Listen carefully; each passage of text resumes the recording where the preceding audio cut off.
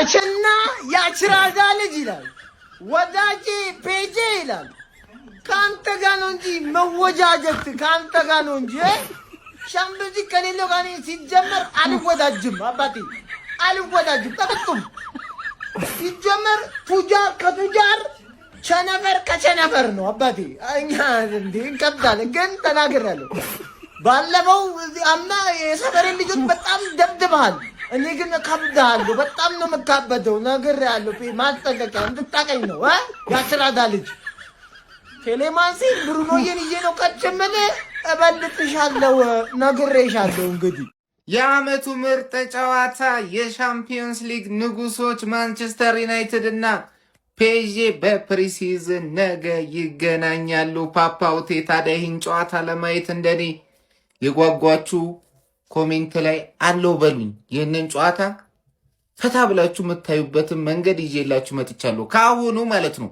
የዓመቱ ምርጥ ጨዋታ ስለሆነ ይህን ጨዋታ የግድ ማየት ስላለባችሁ በስልካችሁ ያበደ ነገር ይዤላችሁ መጥቻለሁ። ባዩ ላይ ባለው ሊንክ ካልሆነ ቤላግሬ 7 ብላችሁ ሰርች አድርጋችሁ ይህንን ጨዋታ የምታዩበት ምርጥ ነገር ቴሌግራም ላይ ይዤላችሁ መጥቻለሁ። ይህን ጨዋታ ሊያመልጣችሁ አይገባም። ያበደ የንጉሶች ጨዋታ ፔዤ ከንጉሱ ከማንቸስተር ዩናይትድ ጋር ዩናይትድ ፎርኤቨር የኛ ምርጡ ክለብ ነገ ከፔዤ ጋር ይገጥማል። የወዳጅነት ጨዋታ ነው ብለህ እንዳታስብ ብራዘር። የንጉሶች ጨዋታ ስለሆነ የክብር ጉዳይ ነው። ነገ ይህንን ጨዋታ እንዴት ያለው ብለህ እንዳትሳቀቅ። ምርጥ ነገር ቴሌግራም ላይ ቤላግራስ 7 ወይም ደግሞ ባዩ ላይ ባለው ሊንክ መተም ማግኘት ይችላል። ይመቻችሁ።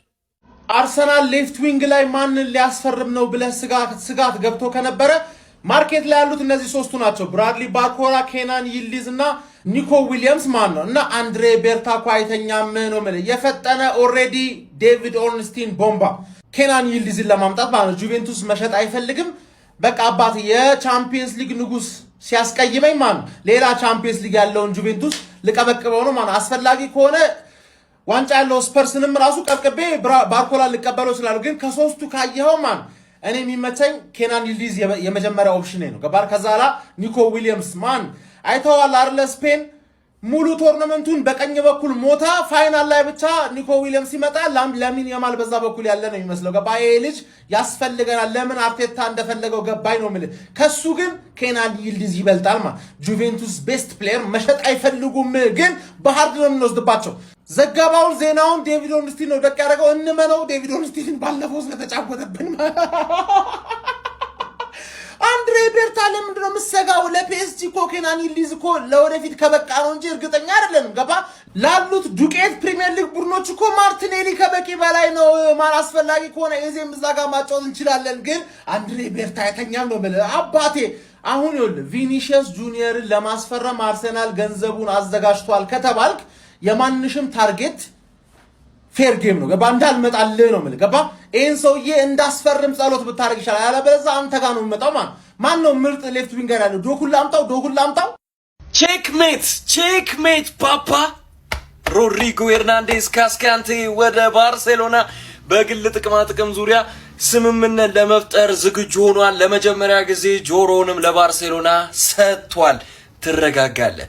ለስንት ጊዜ ይወላችሁ በተለይ እነዛ ሳምንታቶች ላይ ኦልሞስት ኢንተረስት ያሳየንባቸውን ተጫዋቾች አይተው ኢንተረስት ይወላችሁ ኔጎሺየት አላረግንም ኢንተረስት ብቻ አይተው ብዙ ሰዎች ተናግረውን ነበረ፣ ሙድ ይዘው ነበር። አሁን ግን የዓለም ሻምፒዮኑን ከዓለም ሻምፒዮኖች ጋር እንዲጫወት ነው የምናደርገው። ኦልሞስት ለዚህ ደግሞ ስምምነቶች እንዲፈጠሩ ይወላችሁ የባርሴሎና ተጫዋቾች እንዲሁም ደግሞ ሃንስ ፊሊክ አንድ ስምምነት ለመፈጸም ይወላችሁ በቀጥታ ደውሎለት ከሮድሪጎ ጋር ንግግር እንዳደረጉ መረጃዎች እየወጡ ነው የሚገኙት። ባርሴሎና ማንቸስተር ሲቲ የሚፈልገውን የሚከፍል ከሆነ ተጫዋቹን የሚያገኘው ይሆናል ማለት ነው። ሪያል ማድሪድ ያው ከዝውውሩ የወጣበት መንገድ የካማቪንጋና የቹዋሜኒ አለመልቀቅ ነው። በነገራችን ላይ ሙሉ ለሙሉ አሁን ቢያንስ ሁለቱን የተከላካይ አማካኞች ውስጥ አንዱ መልቀቅ ነበረበት፣ ነገር ግን አለቀቁም። ካሁን በኋላ ሪያል ማድሪድ ተጫዋች የማስፈረም እድሉ ዝቅተኛ እንደሆነ ነው እየተነገረ የሚገኘው። ለዛ ነው ሙሉ ለሙሉ ካሁን በኋላ የሃንስ ፊሊክ ፕሮጀክት የሳበው ሮድሪ ወደ ባርሴሎና ለመምጣት የወሰነው ማለት ነው። ይሄ ዝውውር ከተሳካ ሚድፊልዳችንን አስቡት ጋይስ፣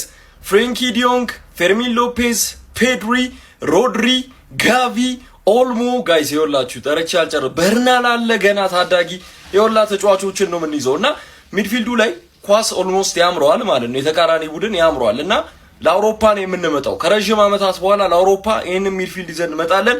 ተከላካይ ሳናስፈርም ራሱ ያለ አጥቂ ራሱ 9 ቁጥር ባናመጣ እኔ ፌራን ቶሬስ ብቻ ራሱ ቢቀጥል በቂ ነው ብዬ አስባለሁ። አይቀጥልም፣ እሱም ይለቃል እንጂ። ስለዚህ ባርሳ ሮድሪን የሚያመጣ ከሆነ በጣም ትልቅ ነገር ነው። እስከ መጨረሻው መታገስ አለብን። በግል ጥቅም ግን 30 ሚሊዮን ለማቅረብ በአመት እንግዲህ ለሮድሪ ተዘጋጅቷል ባርሳ። ይሄ ከባድ ነው። ገንዘብ ከየት እንደመጣ እንጃ።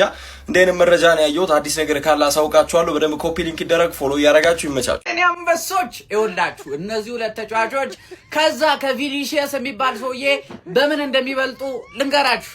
የመጀመሪያው አገጫም አይደሉም። አገጭላ ሰርጀሪ ያስፈልጋቸው ገብቷል አይደል? ሁለተኛው እንግሊዘኛ ይችላሉ። አባቴ እንግሊዘኛ ይችላሉ። ሶስተኛ የፕሪሚየር ሊግ አሸናፊ ናቸው። አሁን ሙዝ ተወረወረባቸው ብለን አንጨነቅም። ገብቷል አይደል? እንኳን ቀረብን ያኛው ሲጀመር መልበሻ ክፍሉን ይበጠብጥ ነበር። አዎ ለሱ ያንን ያህል ረብጣ ገንዘብ እኮ በገንዘብ እኮ እየገረፍን እኮ ልናስገባው ነበር። ግን እንኳን ቀረብን ለበጎ ነው። ገብቷል አይደል? እኛ ጋር ብዙ ሱፐርስታር ነው ያለው። ስለዚህ ይጠይቃሉ ሌሎቹም እንኳን ቀረብን። እንኳን ፎቃቃ ማርቲኔሊዬ የቻምፒዮንስ ሊግ ንጉሱ ገብቷል። ቀጣይ ዓመት ደግሞ እንደለመደው ሪያል ማድሪድ ያገኘሃል፣ ቪኒ ይለጥፋል። ጠብቅ። ትራቭሊንግ ስኳዳችን ታውቀዋል። ፔዥን በጎተንበርግ ስንገጥም ብሩኖ አለ፣ ዩሪ ቲሊማንስ አለ። ግን ቤንያሚን ሼሽኮ አሁንም ሬዲ አይደለም።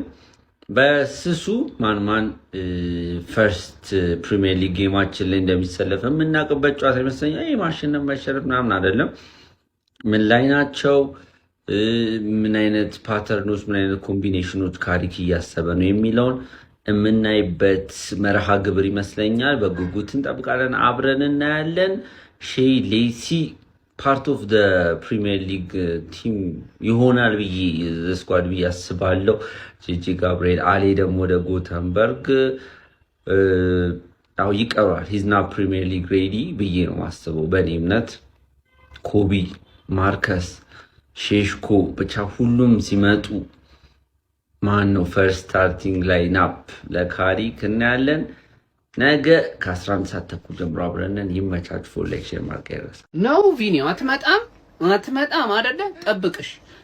ቀጣይ ዓመት አውሮፓ ሻምፒዮንስ ሊግ ላይ እንገናኝ። እንደለመድከው አንተንም ቡድንህንም ቅጥቅጥ አድርጌ ለነጋሪ ሳላስተርፍ ይኸውልህ ከጥሎ ማለፍ ራውንድ እንደማሰናብትህ ግን እወቅ። በቃ እኔ ተከበር ቪኒ ና እዚህ ክለብ ላይ ትልቅ ታሪክ ስራ ብዬ እድል ሰጥቼህ ነበር። ይህን እድል እንዳልተጠቀምከው እወቅ። አተርጉመን ቢሆን ይህንን ነገር ሰማው።